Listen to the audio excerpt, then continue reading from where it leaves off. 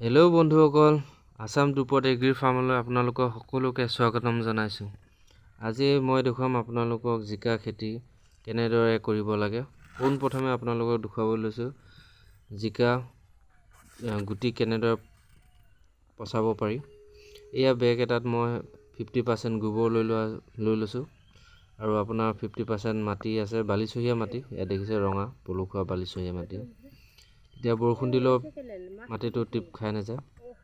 ইয়াত মই জিকা গুটি পচাম, আপোনালোকক দেখুৱাম কেনেদৰে মই পচাম। আপোনালোকক সকলো ভিডিঅ'বিলাক A to Z দেখুওৱা হ'ব। পোনপ্ৰথমে এই মাটিবিলাক অলপ আপোনালোকে গুড়ি কৰি ল'ব। এয়া পূৰা ধুনীয়াকৈ মিহি হৈ গৈছে, দেখিছে আপোনালোকে পূৰা ধুনীয়াকৈ মিহি হৈ গৈছে।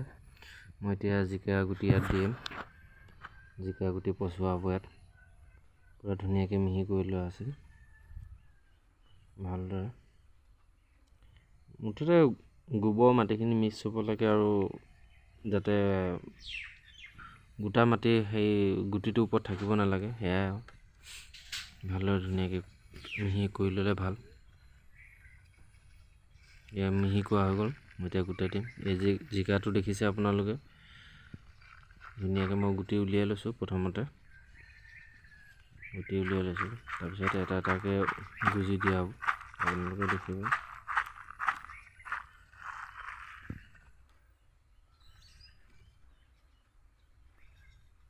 এই গুটি আপোনালোকে দেখিছে ধুনীয়াকৈ মই লাহেকৈ পুতি দিম। ইয়াত বেছিকৈ ওলাই লোৱা হ'লে সৰহকৈ ওলাই লয়, বেছি সৰহ হৈ গ'ল, সেইটো কাৰণে মই এতিয়া কমাই লৈছোঁ। এতিয়া ভালদৰে মিহি মিহিকৈ এটা এটাকৈ পুতি দিম।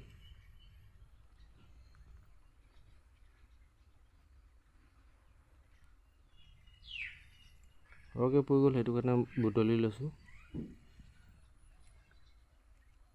আপোনালোকক এটা এটাকৈ পুতি দেখুৱাই দিম।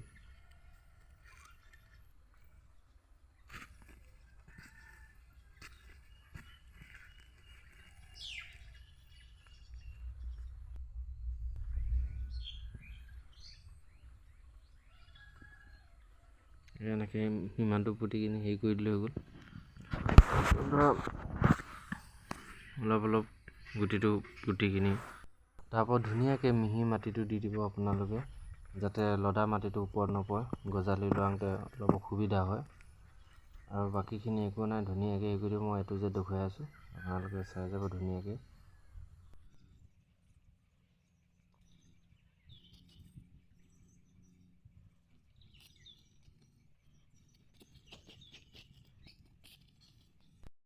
আমাৰ এতিয়া গুটি পচোৱা হৈ গ'ল।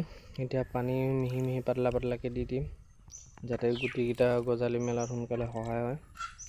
আপোনালোকে দেখিছে পানী ধুনীয়াকৈ ছটিয়াই দিব, যাতে সকলো গুটিকেইটা পায় ধুনীয়াকৈ গজালি মেলাত অলপ সোনকালে সুবিধা হয়।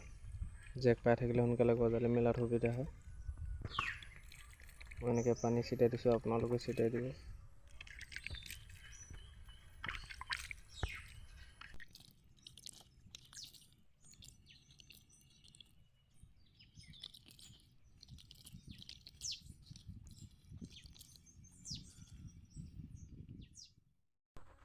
এয়া 4 দিনৰ পিছত এই পুলি ওলাইছে, দেখিছে আপোনালোকে। আৰু ওলাবলৈ বাকী আছে, লাহে লাহে ওলাব। এইকেইটা অলপ সোনকালে ওলাই গৈছে। এনেকৈ কিছুমান মাটি অলপ ঢাকি আছে, মই অলপ উঘালাই দিছোঁ, মোকলাই দিছোঁ, যাতে পুলিকেইটা ওলাবলৈ।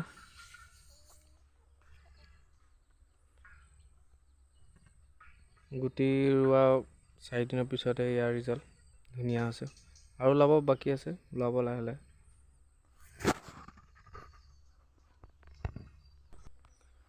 আৰু পাৰিলে মানে পানী অলপ ছটিয়াই দিব। এতিয়া আমাৰ এইটো জেক হৈ আছে। ইয়াত দেখিছোঁ এইজোপাটো ওলাইছে এইকেইটাত। আৰু যদি কেনেবাকৈ শুকান হৈ যায়, তেতিয়া পানী অলপ ছটিয়াই দিব বেগবিলাক, বা যিহত ৰুৱে, তেতিয়া জেক পাই থাকিলে আকৌ সোনকালে ওলাব। এতিয়া মোৰ মাটিখিনি এতিয়া ধুনীয়া জেক পাই আছে, সেইটো কাৰণে ওলাই আছে আৰু ফুটিয়ে আছে কিছুমান ওলাবলৈ। ইয়াত দেখিছে কিছুমান ওলাই গ'ল, দুপাত হৈ গ'ল, কিছুমান ওলাবলৈ বাকী আছে।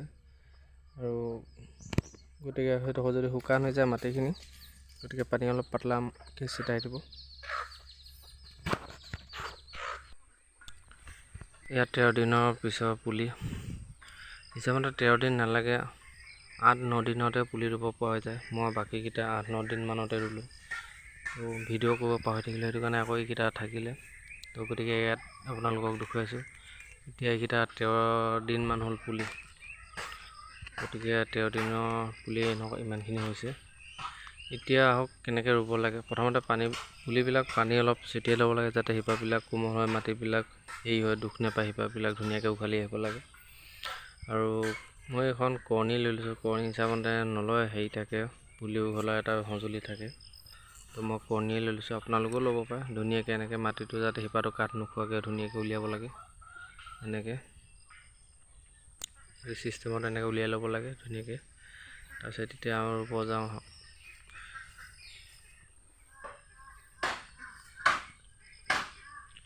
ইয়াত মই গোবৰ আৰু মাটি মিহলাই থৈ দিয়া আছে, দেখিছে গোবৰ, শুকান গোবৰ। তো গতিকে মই মাটি আৰু শুকান গোবৰ মিহলাই থৈ দিয়া আছে। এতিয়া পুলিবিলাক ৰুই দিয়া হ'ব। বাকী এইবিলাক ছাইডত পুলি বাকী 8-9 দিনৰ পিছতে ৰোৱা হ'ল। এনেকৈ গোবৰ আৰু মাটিটো ধুনীয়াকৈ মিহলাই ল'ব। ইয়াত গোবৰ আৰু মাটি মিহলাই থৈ দিয়া আছে, গতিকে ইয়াত আৰু অলপ শুকান গোবৰ দি দেখুৱাই দিছোঁ আপোনালোকক কেনেকৈ মিলাই কিনি কৰিব লাগে। এইটোতো চবেই জানে, গতিকে মাটিটো মিহিকৈ মিলাই লৈ কিনি পুলিটো আমি ৰুই দিম এতিয়া।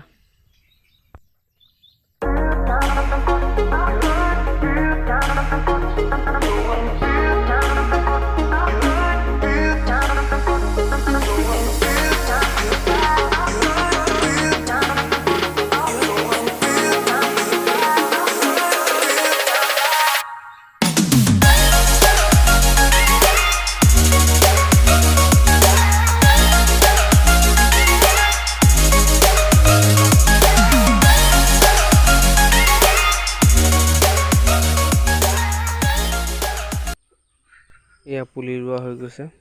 আপোনালোকেও এনেকৈ ধুনীয়াকৈ ৰুই দিব। এতিয়া পানী ইয়াত দি দিয়া হ'ব, পানী অলপ দি দিব, আপোনালোকেও দিব ধুনীয়াকৈ পানী। এইবিলাক 8-9 দিনৰ পিছত ৰোৱা পুলি। এইজোপা কেৰেলা হয়, কেৰেলা ৰোৱা আছে 4-5 জোপামান। তো বাকী এইবিলাক কেইজোপা কেৰেলা হয় আপোনালোকক দেখুৱাই আছে। ইয়াতো কেৰেলা এইবিলাক বগাবলৈ হৈছে। আৰু এইটো আপোনাৰ জিকা, 8-9 দিনৰ পিছত ৰোৱা জিকা। আজি প্ৰায় এমাহ পিছত জিকা কেনেদৰে লাগিছে মই দেখুৱাম। এমাহ পিছত জিকা এইবিলাক কিছুমান ফুল ফুলিছে আৰু কিছুমান ধুনীয়াকৈ লাগিছে, আপোনালোকক দেখুৱাই আছোঁ। কণ্টিনিউ এমাহ লাগিবই সময়, তাৰ আগততো নাহোঁ। এইবিলাক জিকা লাগিছে, মই ইয়াতে লগাইছিলোঁ এডোখৰতে।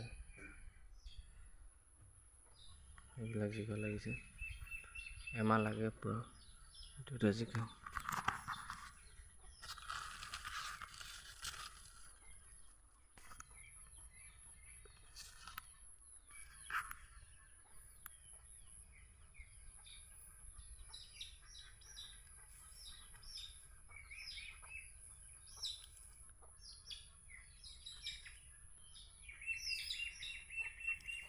ফুলিছে, লাগিছে, ধুনীয়া হৈছে। এইবিলাক দেখিছে, জিকা ধুনীয়া ধুনীয়া লাগিছে।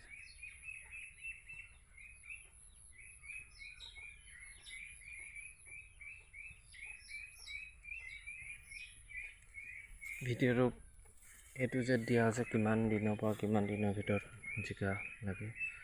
আৰু জিকা এইবিলাক দেখিছেনে, এইডাল একো ইয়াত ফুল নাই, গুটি নাই, গতিকে এইডাল কাম নাই। এইডোখৰত আপোনালোকে ইমানত কাটি দিব পাৰে। এইডাল কাটি দিলোঁ, এইডাল একো কাম নাই, এনেই সাৰ খাই আছে। এইডাল আপোনালোকে কাটি দিব পাৰে। এইবিলাক দেখিছে, এইডাল এইবিলাক দেখিছে। ইয়াত যদি কেনেবাকৈ এইবিলাক অকল ফুল, এইবিলাক অকল ফুল, গুটি নাই, গতিকে এইবিলাক কাম নাই। আপুনি ইমানটোত কাটি দিব পাৰে, ইমানত কাটি দিব ধুনীয়াকৈ।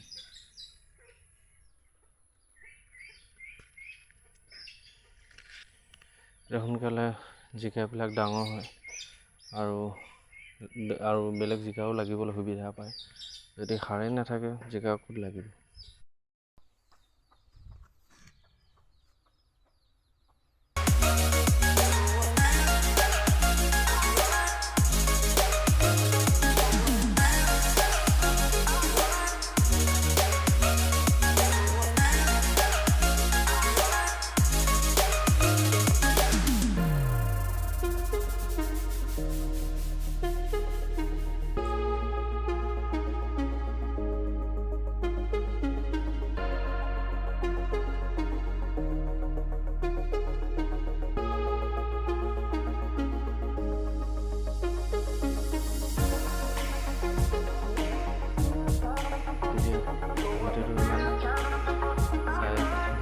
লাইক কৰিব, কমেণ্ট কৰিব, শ্বেয়াৰ কৰিব আৰু ছাবস্ক্ৰাইব কৰিব নাপাহৰিব,